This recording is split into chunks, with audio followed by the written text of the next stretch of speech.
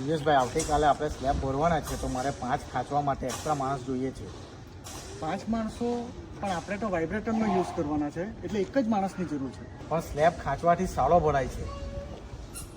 ચાલો એવું હોય તો આપણે રોશનભાઈ આવતા છે, રોશનભાઈને જ પૂછીએ કે વાઇબ્રેટર સારું પડે કે ખાંચવાનું સારું પડે.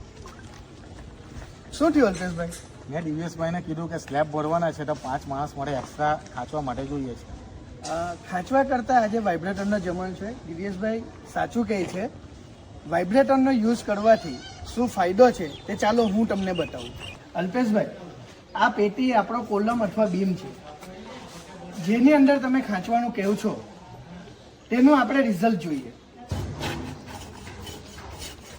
અલ્પેશભાઈ, તમે નોટિસ કર્યું હોય તો ખાંચવાથી તમે જો આ ઘણું વોઇડ્સ રહી ગયું છે, જે વાઇબ્રેટર ચલાવવાથી શું રિઝલ્ટ આવે છે તે ચેક કરો.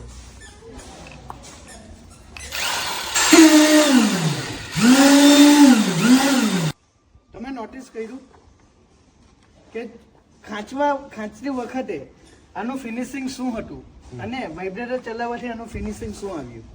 માત્ર હંમેશા સ્લેબ ભરતી વખતે વાઇબ્રેટરનો યુઝ કરવો જોઈએ. Thank you.